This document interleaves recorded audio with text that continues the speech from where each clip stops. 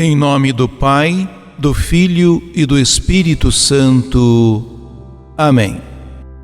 André, presbítero, e o grande apóstolo leigo Paulo se destacaram entre os missionários que evangelizaram a Coreia no século XVII.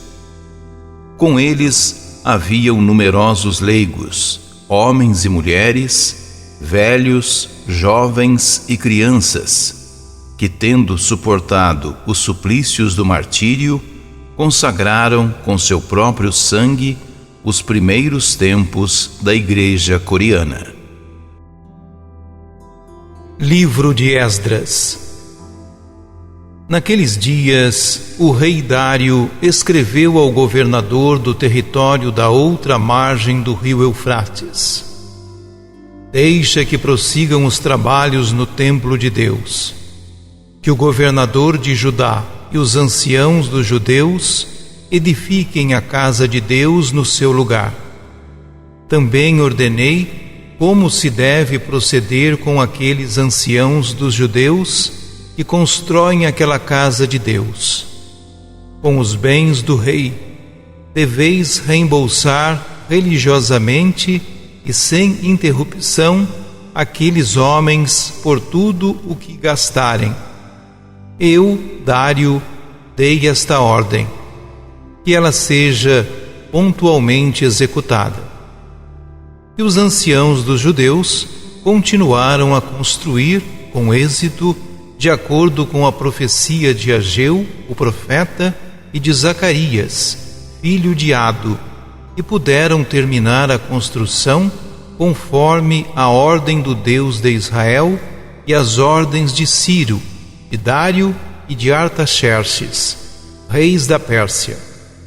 Esta casa de Deus foi concluída no 3º dia do mês de Adar, no 6º ano do reinado de Dário.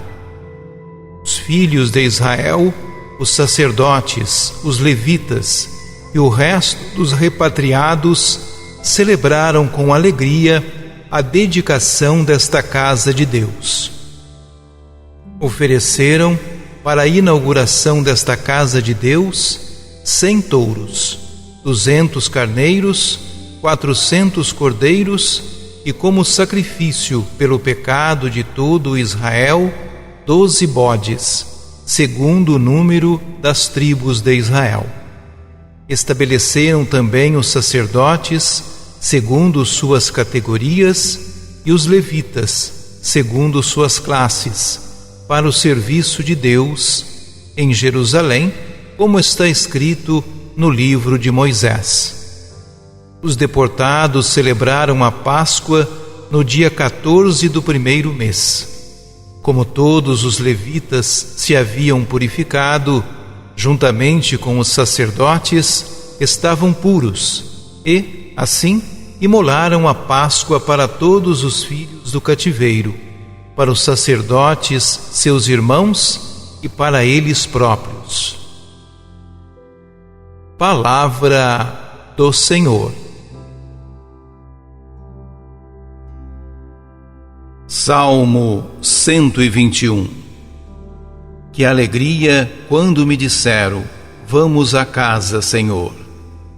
Que alegria quando ouvi que me disseram: vamos à casa do Senhor. E agora nossos pés já se detêm, Jerusalém, em tuas portas.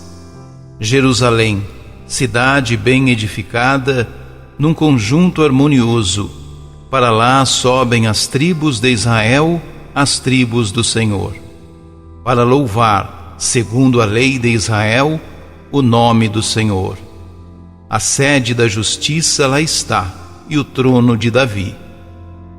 Que alegria quando me disseram: vamos à casa, Senhor.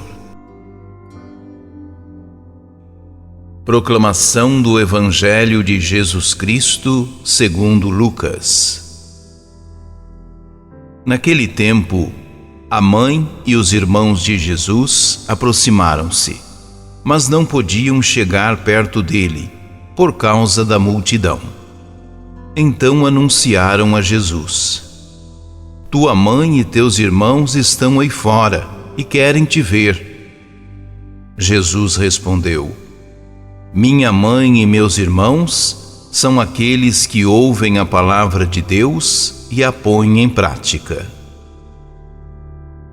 Palavra da salvação.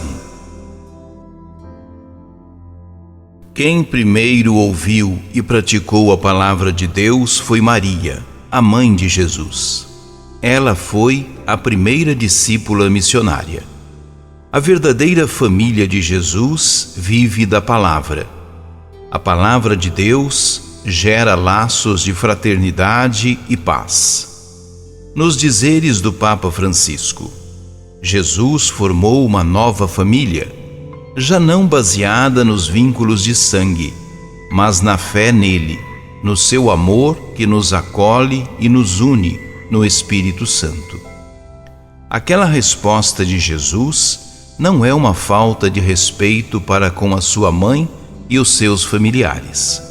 Aliás, para Maria é o maior reconhecimento, pois precisamente ela é a discípula perfeita que obedeceu em tudo à vontade de Deus.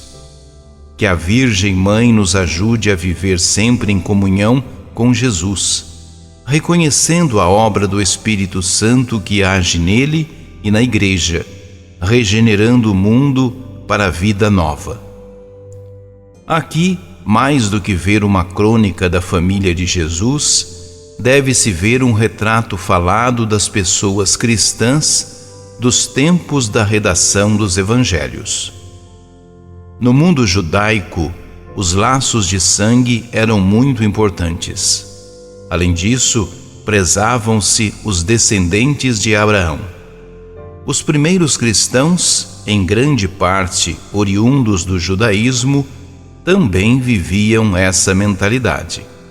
Porém, ao aderir a Cristo, muitos tiveram problemas familiares, pois nem sempre todos os membros da família optavam pelo Evangelho.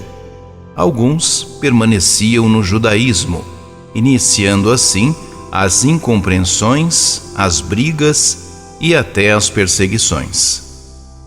Mateus mostra com a presente perícope que na nova comunidade o que conta já não são mais os laços de sangue, nem descendência, mas tão somente realizar a vontade do Pai. A nova família dos fiéis a Deus supera a tradicional.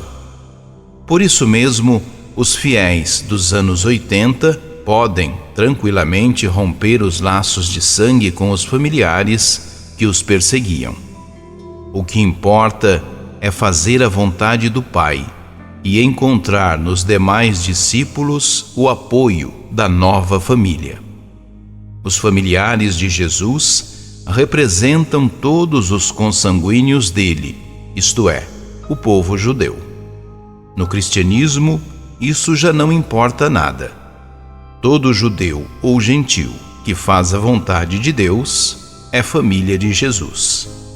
Quem não faz a vontade do Pai, mesmo sendo descendente de Abraão, não é da família de Jesus. Não se trata de desprezo pelos familiares, mas de universalização da Igreja. Oremos. Senhor, que eu seja transparente e que seja capaz de ter uma consciência crítica sobre mim e sobre minha inserção no mundo, revelando uma verdade que seja portadora de luz. Amém.